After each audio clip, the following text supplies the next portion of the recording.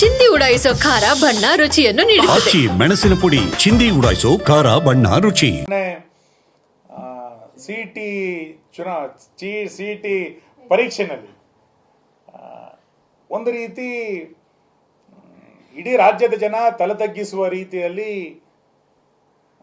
ಧರ್ಮದ ಆಚರಣೆಯನ್ನ ಬಿಂಬಿಸುವಂತಹ ಜನಿವಾರವನ್ನು ತೆಗೆಸುವಂಥ ಪ್ರಯತ್ನ, ಶಿವದಾರವನ್ನು ತೆಗೆಸುವಂಥ ಪ್ರಯತ್ನ, ಉಡಿದಾರವನ್ನು ತೆಗೆಸುವಂಥ ಪ್ರಯತ್ನಗಳು ಬೇರೆ ಬೇರೆ ಕಡೆಗಳಲ್ಲಿ ಇವತ್ತು ಕೇಳಿ ಬರ್ತಾ ಇದೆ. ಉನ್ನತ ಶಿಕ್ಷಣ ಇಲಾಖೆ ಸರ್ಕಾರ 2-3 ದಿನ ಕಳೆದರೂ ಕೂಡ ಇನ್ನು ಮೌನ ವಹಿಸಿರುವಂಥದ್ದು ಸರ್ಕಾರ ಪ್ರಾಯೋಜಿತವಾಗಿ ಇದನ್ನು ಮಾಡ್ತಾ ಇದೆಯಾ ಅನ್ನೋಷ್ಟು ಮಟ್ಟಿಗೆ ಅನುಮಾನ ಬರ್ತಾ ಇದೆ. ನಾನು ಮುಖ್ಯಮಂತ್ರಿಗಳಿಗೆ ಕೇಳ್ತೇನೆ, ನೀವು ಆಡಳಿತ ಮಾಡೋದನ್ನು ಬಿಟ್ಟು ಹಿಂದೂ ದ್ವೇಷಿಯಾಗಿ ಯಾಕೆ ಮುಂದುವರಿತಾ ಇದ್ದೀರಿ?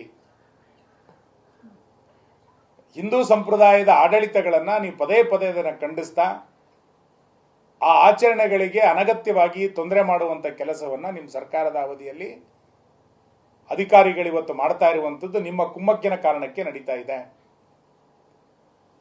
ಹಿಂದೂ ದ್ವೇಷಿಯನ್ನ ಕೈಬಿಟ್ಟು ಒಂದು ಒಳ್ಳೆಯ ಆಡಳಿತವನ್ನು ಕರ್ನಾಟಕದಲ್ಲಿ ಕೊಡಿ ಅಂತೇಳಿ ರಾಜ್ಯದ ಜನ ಬಯಸ್ತಾ ಇದ್ದಾರೆ. ಇದನ್ನು ಬಿಟ್ಟು ವಿದ್ಯಾರ್ಥಿಗಳ ಪರೀಕ್ಷೆನಲ್ಲಿ ಚೆಲ್ಲಾಟ ಆಡೋದನ್ನ ತಕ್ಷಣ ಕೈ ಬಿಡಬೇಕು. ನಿರ್ಭಯವಾಗಿ ಮಕ್ಕಳು ಪರೀಕ್ಷೆಯನ್ನು ಬರೆಯುವಂತಾಗಬೇಕು. ಆ ರೀತಿಯಾದಂಥ ನಿರ್ದೇಶನವನ್ನ ಶಿಕ್ಷಣ ಇಲಾಖೆಯ ಮುಖಾಂತರ ನೀವು ಇಲಾಖೆಗಳಿಗೆ ಕೊಡಬೇಕು ಅಂತೇಳಿ ನಾನು ಆಗ್ರಹಿಸ್ತೇನೆ. ಸಿಇಟಿ ಪರೀಕ್ಷೆ ಅವನಿಗೆ ಮಿಸ್ ಆಯಿತು ಒಬ್ಬ ವಿದ್ಯಾರ್ಥಿಗೆ. ಈಗ ಈವರೆಗೂ ಕೂಡ ಯಾವುದೇ ಒಂದು ಸ್ಪಷ್ಟನೆ ಬಂದಿಲ್ಲ. ಈವರೆಗೂ ಕೂಡ ಪರೀಕ್ಷೆಗಳು ಮುಗಿತಾ ಬಂದ್ರು ಅವನಿಗೆ ಮರು ಪರೀಕ್ಷೆಗೆ ಆಗಲಿ ಅಥವಾ ಯಾವ ರೀತಿ ಅಂತ ಹೇಳಿ ಅಲ್ಲ, ಈ ವಿದ್ಯಾರ್ಥಿಗೆ ಆ ವಿದ್ಯಾರ್ಥಿ ಇವತ್ತು ಒಂದು ವಿದ್ಯಾರ್ಥಿ ಬೆಳಕಿಗೆ ಬಂದಿದೆ. ಈ ರೀತಿ 10 ವಿದ್ಯಾರ್ಥಿಗಳು ಆಗಿರ್ಬೋದು. ಒಂದು ವಿದ್ಯಾರ್ಥಿ ಮಾಧ್ಯಮಗಳ ಮುಖಾಂತರ ಪೋಷಕರ ಮುಖಾಂತರ ಹೊರಗೆ ಬಂದಿದೆ. ಆದ್ರೆ ಇವತ್ತು ನಮಗೆ ಕಿವಿಗೆ ಬೀಳ್ತಾ ಇರುವಂಥದ್ದು ಎಲ್ಲ ಜಿಲ್ಲೆಗಳ ರೀತಿಯಾದ ಘಟನೆಗಳಾಗಿದೆ ಅಂತ. ಸರ್ಕಾರ ಇದನ್ನು ತಕ್ಷಣ ವರದಿಯನ್ನು ತೆಗೆದುಕೊಳ್ಬೇಕು. ಯಾರಿಗೆ ಆ ರೀತಿ ಪರೀಕ್ಷೆಯನ್ನು ಬರೀಲಿಕ್ಕೆ ಸರ್ಕಾರದ ತಪ್ಪಿನಿಂದ ಆಗಿಲ್ವೋ ಅದಕ್ಕೆ ಯಾವುದಾದ್ರೂ ಒಂದು ಸೂಕ್ತವಾದಂಥ ಮಾರ್ಗೋಪಾಯವನ್ನು ಸರ್ಕಾರ ಕಂಡುಕೊಳ್ಬೇಕು. ಒಂದು ಅಧಿಕಾರಿ ಮಾಡಿದಂಥ ತಪ್ಪಿನ ಕಾರಣಕ್ಕೆ ಒಬ್ಬ 1 ವರ್ಷ ಪರೀಕ್ಷೆಯನ್ನೇ ಬರಲಿಕ್ಕಾಗದೆ ಆತ ವಂಚಿತನಾಗುವಂಥದ್ದು ಆತನ ವಿದ್ಯಾಭ್ಯಾಸ ದೃಷ್ಟಿಯಿಂದ ಒಳ್ಳೆಯದಲ್ಲ. ವಿದ್ಯಾರ್ಥಿಗಳ ಹಿತವನ್ನು ಕಾಪಾಡಿಕೊಳ್ಬೇಕಾಗಿರುವಂಥದ್ದು ಸರ್ಕಾರದ ಕರ್ತವ್ಯ.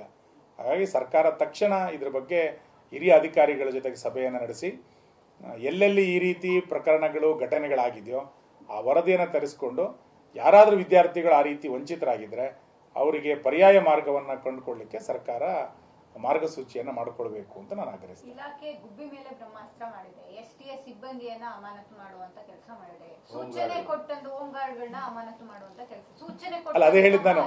ಈಗೇನು ಅಂತಂದ್ರೆ ಇದರಲ್ಲಿ ಸಿದ್ದರಾಮಯ್ಯ ಒಂದ್ ಶಬ್ದನೂ ಮಾತಾಡ್ತಿಲ್ಲ. ಇಷ್ಟು ದೊಡ್ಡ ಇನ್ಸಿಡೆಂಟ್ ಆದಾಗಲೂ ಕೂಡ ಸಿದ್ದರಾಮಯ್ಯನವರು ಒಂದ್ ಶಬ್ದ ಮಾತಾಡೋದಿಲ್ಲ. ಹಿಜಾಬಿನ ಘಟನೆಗಳು ಬಂದಾಗ ಬಹಳ ಮುತುವರ್ಜಿಯನ್ನು ವಹಿಸುವಂತ ಮುಖ್ಯಮಂತ್ರಿಗಳು ಸ್ವಾಮೀಜಿಗಳೇ ಹಿಜಾಬನ್ನು ಧರಿಸೋದಿಲ್ವಾ, ಕೇಸರಿ ಶಾಲನ ಹಾಕೋದಿಲ್ವಾ ಅಂತೇಳಿ ಉದ್ದಟತನದ ಹೇಳಿಕೆಯನ್ನ ಇದೇ ವಿರೋಧ ಪಕ್ಷದ ನಾಯಕರಾಗಿದ್ದಾಗ ಅವ್ರು ಕೊಟ್ಟಿದ್ದು ನಂಗೆ ನೆನಪಿದೆ.